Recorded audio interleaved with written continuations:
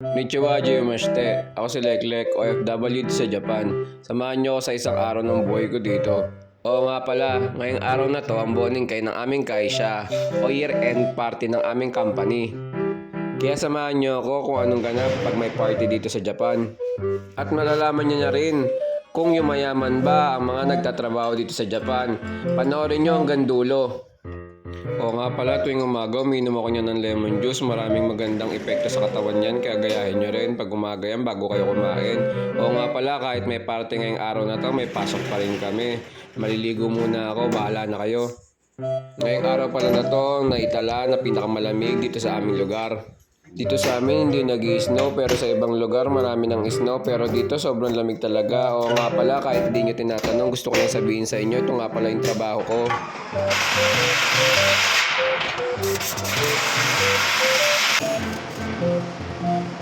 Yung fast forward na, nakauwi na nga pala ako niya. Buti na lang sa yung ko ng mabait ko senpai.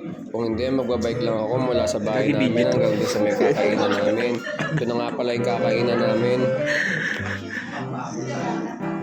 Oo nga pala, itong lugar na kinainan namin, ang sabi ng leader ko dito, mga nakakain lang daw dito is yung may mga kaya sa buhay dito sa Japan. Mamahalin daw talaga itong restaurant na to.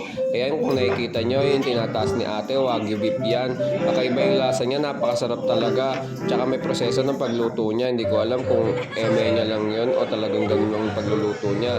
Dumating na nga pala yung ibang pagkain, ayun yung mga iba-ibang klase ng karne. May mga laman loob din dyan. Oo nga pala, 2 beses ako nakapag-yakiniku kasi 2 boning kaya napuntahan ko dahil 2 branch din ang napuntahan ko sa Todotsu tsaka sa Horai. Ayan yung mga ibang karne, kami na lang nagluluto dahil ang bagal ni ate. Tapos di ko alam ang tawag dyan, comment down below, pero napakasarap niyan. Ayoko nga sana magkanin kasi puro karne yung nakahain. Pero dahil mukhang masarap, in-order ko na rin. Ang swerte ng mga nagtatrabaho dito sa Japan, yung may bonus kasi kami kahit piso wala kami bonus, talagang pakain lang ng sacho namin ang pinaka-Christmas party namin. Pero okay na rin dahil pinakain kami. Pero sa mga ibang kasya ng mga masaswerte, 2 beses nga pala ang bonus nila every 6 months. Minsan umabot ng 20 lapad hanggang 60 lapad ang bonus nila. Sa amin kasi wala, ito lang talaga ang pinaka-bonus namin. Ito nga palang pinapakita ko sa inyo is wagyu na sushi. First time ko lang makakain yan. Oo nga pala, napakasarap talaga yan. Yung mismong wagyu, hindi mo na kailangan nguyain. Natutunaw talaga sa bibig mo. Talagang sobrang napakamahal siguro niyan. Hindi narinig. Lasa mo daw. Ayan, kung makikita nyo, yung senpai ko nagsasalita na. Kasi usually dito, pag may bonningkai, laging may oras. Pagka sa mga restaurant kumakain, usually 2 to 3 hours lang talaga ang pagkain dito. Ayan, kung mapapansin nyo, nagtatawanan na yung mga hapon. Pero kanina yan, nagtatahimik nang tumama na yung alak. Ayan, maingay na kami. Nagkakagulot, nagkakasayahan. Pero kung walang mga tama yan, hindi tumatawa talaga yan. Bihira sila tumawa. Ewan ko ba kung bakit. Lagi silang seryoso.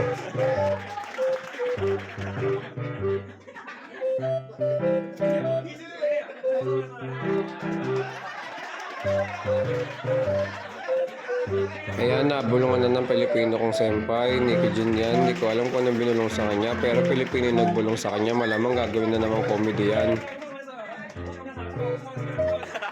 Oo, interviewin ko yung mga senpai ko at mga kasama ko. Malalaman nyo na talaga kung yung mayaman ba yung mga nagtatrabaho dito sa Japan.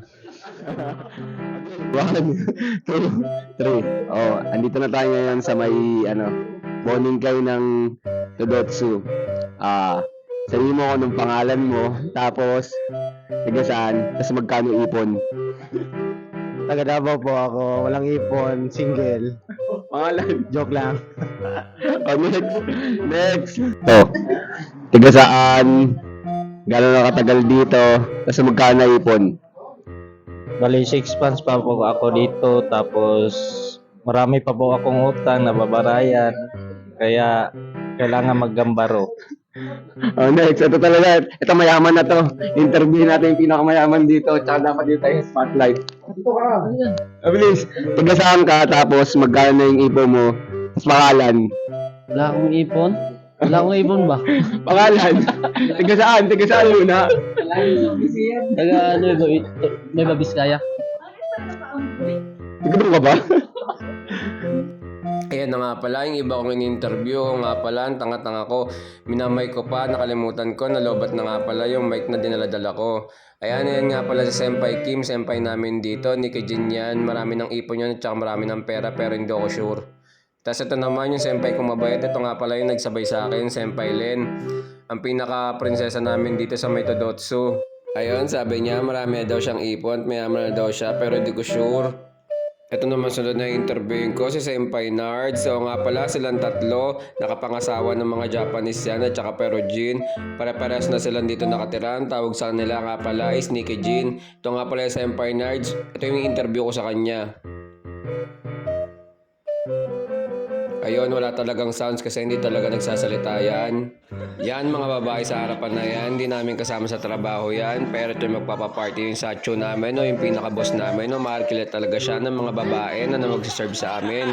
Sa mga umisi nagtatrabaho yan dito. Yan, kaya sila nakatayo kasi magpapasalamat na sila sa amin lahat. Ganyan talaga sila. Ganyan yung pinaka-tradisyon nila. Ayan, kung mapapansin nyo, tumayo yung isa naming leader. Inabot na yata. Ayan, may tama na. Pati siya sumama. Ito nga pala yung pinaka-bonus video namin. Okay na ito parang mamamatay, no? Wait lang. Uy, go. Hindi ko gusto. Wow, wag ka. Ay, dito ka sa may elevator. Para kung susuka ka mo sa elevator, para may memories tayo. Sino yung gusto magpasuka? Si Boy din. Sige, yan mo lang siya. Stay put mo lang muna. Kunin ko lang muna yung karunga. Yun lang. Ijudes!